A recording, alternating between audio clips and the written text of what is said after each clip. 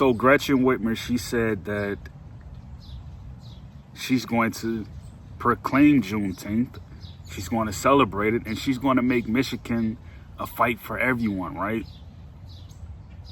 But, you know, words get lost in the translations of like meanings, right? And this is why I say don't badger yourself about being misunderstood, because if they wanted you to know the entire history of America, the federal and state will work with AI companies, tech companies, to get the information out. They're not doing that. They're not doing that. So while you have young people talking about Haiti and how, you know, the refugee was actually a symbol of, you know, Haitian descent in the Freedmen Bureau, and how that was actually for descendants of Haitians who are in North America, right? I completely agree with that, right?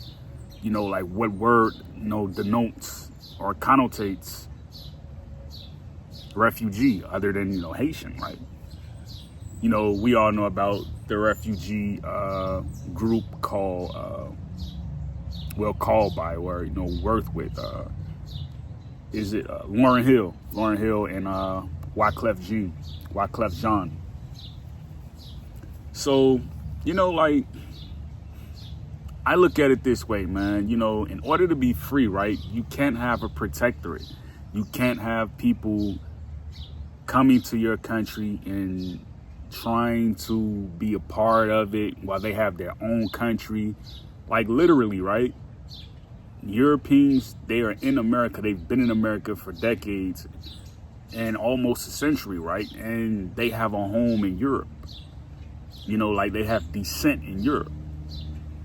Well, not all Americans have descent in Africa because of mixture. So, like, throughout all the things that's been happening, right, they've kind of been aware of what they've been doing while doing it. You know, like, for her to make that statement about we're going to make Michigan a fight for everyone, like, you know, because I just got her text. Like, that was weird. You know, that was weird because, you know, if you're going to make Michigan a fight for everyone, right, it should only be for Michiganders. You know what I mean? Like, people who are descendants of Detroit, people who are descendants of Muskegon, people who are descendants of Lansing, you know, the capital, right? People who are descendants of these places, right? And it's not always, you know, people who came here, because they show you on the coins, the commemorative coins, they show you when people got here and how they came. So if someone came in 1907, you'll see that coin where it has the lady who is called Liberty with the crown on her head, right?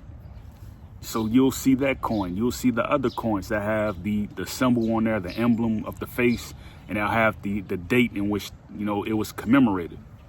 They show you when people get here to America, you know. So the only coin that black people have is like the American buffalo, the Aztec copper, the Harriet Tubman coin. Those are like some of the only coins that they have. So again, when we're looking at who are people, right, and what they're trying to learn, while they're translating what they're trying to learn, you have to realize that the communication that we're speaking in, the communication that we're translating words and syntax in, a lot of stuff is going to get lost in translation. Not to even talk about how people have short thought spans. Like, when you're talking about, like, you know, I want to be free, right? And someone says, oh, we're all going to fight for Michigan to be free, because that's what politicians do, right? They always tie people into your struggle. So when you say things like that, right, then you wonder, like, okay, why don't you just open the archive where it says this particular date happened and that particular date happened? What happened before those dates? They never do that. This is why you always have people that argue with one another, because they don't know how to communicate, because they don't know about that history. So if you're just talking about genealogy and you're not talking about going ahead of genealogy, like starting a bank, then that's where a lot of confusion continues to happen. So, you know,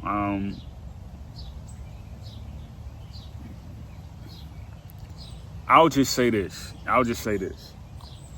If they're serious about what's happening and what's going to happen, you know, with the future of Juneteenth, right?